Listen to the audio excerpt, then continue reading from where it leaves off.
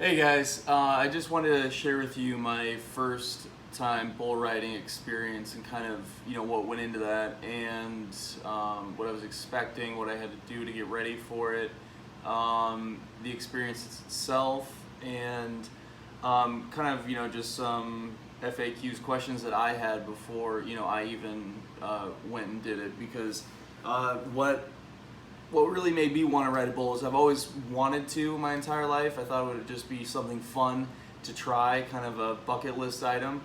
And then at the same time, I was like, okay, if, this is fun. Maybe this is something that I'd want to do every so often.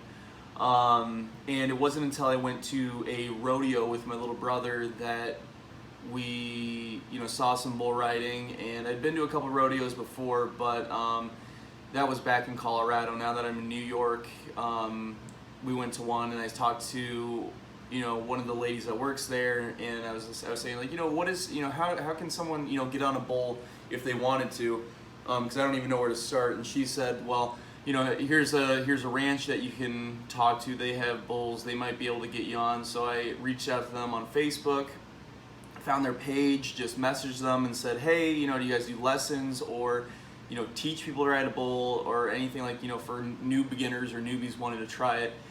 And they basically said that, well, they have open pen night, which is bronco and bull riding, and it's $15 a ride, and they'll do it in the spring and winter time since it's off season for the rodeo. And if you want to come out and give it a shot, you can. They don't give classes, and they don't give you any gear or anything, so you basically need to be suited up and ready to go for that. And so I was like, all right. Took me about a week to kind of think about it, and I reached back out. I saw a post that they made that said, this Thursday night we're going to be doing bull riding. Let us know, give us a thumbs up if you want to participate, so they know how many steers and bulls to bring in. And I liked it. I told the guy, I have everything except for a vest or a rope, and he said, don't worry about the rope, we can supply you with a rope just to borrow. So I was like, okay, that sounds good. And I was hoping, okay, well, when I'm there, maybe someone will let me borrow their vest, so we'll see. When I was driving there and kind of through the week, I was, my nerves were kind of, uneasy. I was like, kind of talking myself in and out of it, not really knowing what to expect. You always look up a lot of things about the statistics of bull riding and all that, but at the same time, you can't go in there thinking that you're gonna get stomped or something, or something's gonna go wrong. You just need to believe that everything's gonna be okay and accept that something could go wrong, but that it won't. So driving there, the nerves were definitely jacking back up, and I was in a weird mentality because I don't even know what I was walking into. I hadn't talked to any of these guys beforehand. I don't know anybody. I was going by myself to a ranch, and I'm not extremely country, so I did my best part to dress the part, and I just wore some my Levi jeans, my Ariat cowboy boots, and like a flannel shirt, and just like a regular hat, and walking in.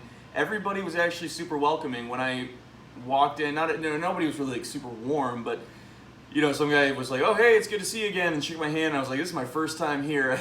I don't think we've met." And so he was like, "Okay, great." And then I was just kind of hanging out, and then I saw who I think was the owner. I went up and introduced myself to him, and I was like, "Hey, it's my first time riding. Do you guys get a lot of first time riders? And do you guys be able to help me out?" And he said, "Oh yeah, don't worry, we'll set you up." And he was like, yeah, there's usually a couple first-time riders every night in the practice pen. So when I got there, there's probably like 5 or 10 people at the Lucky Ranch in Broad Albin, and we were hanging out for a little bit. I put I signed the waiver and gave him $15 for one ride because I want to see how that went. And all of a sudden everyone was back in the chutes and all suited up and ready to go. Nobody was like, I was thinking, I was going to see everybody in cowboy hats and, chaps and, vests and helmets and ready to go, flannels tucked in. I'm glad I didn't go like extremely overboard with everything because, a lot of guys were just in like, dirty t-shirts and, whatever. So it was kind of, just relaxed, mellow environment. And some kid came over and gave me his bull rope to use. He showed me how to rosin it. He tied it to the fence. We rosined my glove, and put it to the side. And then then I bumped into some guy he must have been like 18 years old. I'm 27, so a lot of these, there were some 17-year-olds there, 16-year-olds, 22-year-olds, 25-year-olds, a couple people my age, but some folks who were a little more resilient than I am. And I saw some guy, and he looked kind of nervous. So I asked him, I was like, "Is this your first time riding too?" And he was like, yeah, it's my first time. And that actually put me at ease right away, because I knew that it was his first time, and he was extremely nervous. For some reason, that just made my nerves just completely go away. And actually, like, my nerves pretty much were gone as soon as I walked in and paid my fee, which was surprising, because I was pretty mellow back there. And looking at all the bulls, they're bucking in the pens, and they're having to push them through the gates and everything, into the chutes, and they're making a lot of noise and clanging against the bars. But it's still pretty mellow, and I think just seeing other people more nervous than I am put me at ease. So that was nice. And when you're there, just a word of advice: if it's your first time going, don't be the scared guy that's saying, "Oh, I really hope I don't get stomped on," because you're gonna get a lot of shit for it. I knew that kind of going in. And this kid who was new, said that as some other, experienced bull rider, and he was like, "Well, you better get the fuck out of here, because, we don't tolerate that shit. If it's gonna happen, it's gonna happen. If you're worried about that, just get." And I was like, "Oh boy." I was like, "Calm down, man. It's fine. You'll be fine." And so I was ready to go. I had my spurs. I tied my boots on, and I borrowed a vest. Got my helmet. Had a mouth guard in. I watched some videos on chute procedure, but I still really had no idea what I was doing. I just put my foot on the bull's back and then slid down. They said they would set me up with a mellow bull when they were pointing to people and picking them out, and they pointed to me. I was like, an easy one or a steer, but they're like, "You'll be fine with this bull. He's not too aggressive," which he wasn't overly aggressive. You'll see the video in a second. I slid down in. I had my spotter grab me by my vest, someone holding my rope, tight and pulling it tight, someone else showing me how to wrap it around my hand. Everybody was, cool about all that. And you can see in the video that I nod, but I don't even remember nodding. I think I was nodding to agree that, I was, tied in, but they took that as a nod, like you're ready to go and open the gates. So they opened the chute, and I was just off. The video got cut off, but I actually stayed on for I think 5 seconds. I didn't do too terrible that first time, but I went out, and from what I can remember is I fell off the left side. I'm wondering if it has something to do with me being left-handed, because I fell off both times to the left side. And that first time when I fell off, his hind legs went up and then came down right on my leg. And I'm kind of nursing this right now, but I don't know if you can see it, but that's the hoof mark. Came down and got me right there. And your adrenaline's, pumping so much that you don't really, feel it. You kind of walk off limping a little bit, but once it comes down, you start to feel it, but it's still not bad. I'm able to walk around and everything. Nothing's damaged, just some bruising and some hoof marks, but that's expected. So I was like, okay, all right, that wasn't bad at all. He didn't spin at all. He just went straight out and was bucking up and down, but I still wasn't able to stay on. Second time around, I had to wait an hour because everyone else had to get their rides in, and I was extremely at ease, zero nerves at all for this next ride. And they actually gave me the same bull, so they brought him in, and I borrowed the vest again and got all suited up, got on the bull with a little more confidence this time, and I actually knew what I was doing with wrapping the rope around my hand, so things were just going smoother, and it was a quicker chute procedure. And as soon as I nodded, they opened the gate and I went out, but I was leaning just too far left, and I think I was too focused on that chute procedure than actually what I was doing on the bull, because I didn't lean at all into it or anticipate any side movement. He just turned out and went straight again, but I was already leaned off to left side, went down, his hind legs went up and just grazed my side. It actually ripped my jeans, and I've got a couple hoof prints right there as well. But that one wasn't bad at all. Landing on my butt, which looked like a lot of people do, kind of knocked the wind and air out of me, but it was good. You know, and also one word of advice is when you get done off your ride, let the those folks, you know, get the bull back in the pen, but go grab your bull rope, because no one else is going to grab that for you, and you don't want it to get lost, especially if you're borrowing one of theirs. You know, you want to be respectful of all their gear. But all in all, you know, the whole experience was awesome. It was great. Like, I was fired up and ready to go and do it again. The next day, like this morning, I'm feeling, you know, a little bit, you know, worn out and beat up. Kind of thinking like, yeah, that was fun. I don't know if I would do it again just because I, you know, sucked at it. But, you know, the more bowls you get on, the better you get. But, you know, that was, from looking at the video, it was a close call of him coming down and just hitting me right in the hip or chest or something. But you know what? That's kind of expected. What was also great was everybody would just let you borrow their gear, you know, if you needed it. A lot of people didn't have the complete setup. You know, people were borrowing ropes. Some people didn't have spurs on.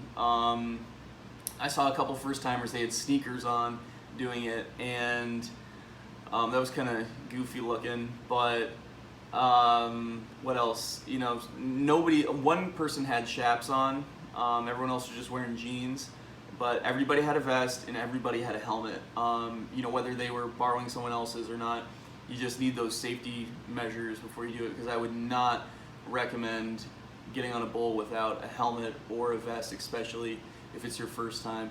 Those are heavy, you know, animals, and they have, you know, sharp, heavy hooves, and that could really mess you up. One thing I did want to show you was just the gear that I had that I brought. So these were my Ariat boots. I left the spurs on because the spur straps I'm not able to remove them too easily. It's like a little pin right here, and you just basically pull that heel strap off so you loosen up a little bit, and then the spur strap right here comes right off, and then the spur just slides off like that. So these Ariats are nice for this because it has a nice little heel or a spur ledge on it. I have some Justins, and they have like 0 spur ledge, so they wouldn't have worked. So I need to recondition these boots now that they've gotten all dirty. But what I have for the spurs and straps are actually the Amazon special, basically. These were the cheapest of the cheap that I could find, that I could get in 1-day shipping. So these are Weaver spurs. I'll have a link to that below. This is Weaver heel straps and Weaver spur straps. So, you know, what was nice is it's all Weaver, and it is all, you know, fit for, you know, this spur, and they worked incredibly well with my Ariat boots. They're a little tight, but you can just kind of work them out a little bit. And I didn't have to work them out. They actually fit perfectly. But I was reading a lot of complaints and reviews about them being too tight or being like, you know, child-size spurs, but they're not. I mean, I have, you know, size 11 boots, and they fit it perfectly. I will say that the heel strap was very tight. Like, I could not get it on the pin to save my life. So what I did was I looked up a video on how to stretch leather, and they said that you just take isopropyl alcohol and water, and just half and half water, half alcohol. Dip the leather in there for 5 seconds. I did it for like 30 seconds, and then put some weights on it and let it stretch out for like 8 hours, and then let that dry. But instead of doing that, I just dipped it, wrapped it around my boot, and like pulled it as tight as I could, barely got it on the pin, and just left it there overnight, and it, you know, fit perfectly now. So it's perfectly stretched out. And it's nice because it does give a little give, which apparently you want in the spur itself, so it has a little bit of movement. So that was that. I put that in my little just canvas baggie here. I also had purchased dog collars for tying my boots as tight as I can, you know, to get them a snug fit around my boot. But I kind of felt goofy doing that when I was at the ranch. So what I did instead was I just took athletic tape, white athletic tape, and just really just tied them around my lower calf right here, just to make sure that your boots don't slip off when you're riding. And it was funny because as soon as I did that, the other kid, who was his first time riding, did the exact same thing. So it must have looked like I knew what I was doing, at least to him. Can't say for everyone else. But so that was my boots, my spurs, my straps, my heel strap. I also have this left-handed glove. It's a Heritage Pro 8. 8 is the size, which is the circumference in centimeters around your hand.